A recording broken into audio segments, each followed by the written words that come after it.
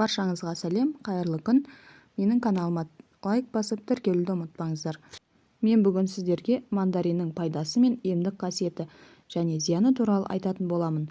Ежелгі Қытайда мандаринді бақыт, байлық және ұзақ өмір сүрудің символы деп есептеген. Сол үшін де олар қонаққа бара жатып мандаринді сыйлыққа алатын болған. Өз кезегінде үй иесі де кетіп бара жатқан қонағына осы жемісті сыйлаған. Ал енді мандариннің емдік қасиеттерін айтатын болсақ, ол жөтелге қарсы пайдаланылады және қысқы уақытта адам ағзасына өте пайдалы витаминдерге ие. Мандарин шырыны тері және тырнақтағы жараларды емдейді. Мандарин ішектің жұмысын жақсартады және тісті қатайтады. Мандариннің құрамындағы қайталанбас зат бауырда майдың жиналмауын алдын алады. Соның арқасында семіздікке шалдықпауға болады. 100 грамм мандаринде 42 калорий болады. Асқазан ішек аурулары іш өтумен ұласқан кезде мандариннің шырыны өте пайдалы.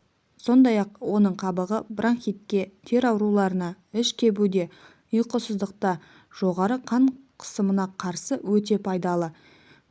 Мио ғылыми орталығы мандариндер көңіл күйді көтеріп, адамға оптимистік рух беретін анықтаған. Бұл жемістің құрамында лимон қышқылы өте көп. Сондықтан мандарин адамдарды көптеген зиянды бактериялардан қорғайды. Мандариннің пайдасы.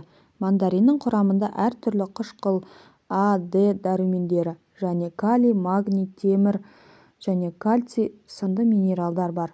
Қабығында эфир майы, пигмент пен каротин болады. Әсіресе қыста жеген кезде дәруменнің жетіспеуін толықтырып, аскорбин қышқылының арқасында иммунитетті көтереді. Қабығын суға қайнатып, тұнбасын ішсе, жөтел мен қақырықты жазуға болады. Мандариннің тағамдық құндылығы аз, жеңіл жеміс саналады, бірақ құрамында қант көп. Соған қарамастан салмақ түсіруге, асқазан жұмысы мен зат алмасуды жақсартуға қауқарлы. Мандариннің зияны. Мандарин цитрус жеміс болғандықтан аллергия туғызады. Сондықтан 2-3 жастағы балаларға беруге болмайды. Ал аскорбин қышқылы асқазанның шырышты қабығын қабындырып, жараны асқындыруы мүмкін. Сондықтан асқазан ауруы бар адамдарға аз жеген жөн. Сондай-ақ мандаринді гепатит пен нефрит ауруларына шалдыққандарға жеуге болмайды. Көп жеген жағдайда мандариннің каротині мен А дәрумені бауырға салмақ түсіріп, бауыр ауруларын асқындыруы мүмкін. Мамандар мандариннің калориясы аз екендігін айтады. Ол дәруменге өте бай. Тиісті мөлшерді сақтап жесе, ағза үшін пайдалы. Мандаринді медицинада қолданады. Косметологияда, ароматерапияда және массажда белсенді қолданатын мандарин қабығынан эфир майы алынады.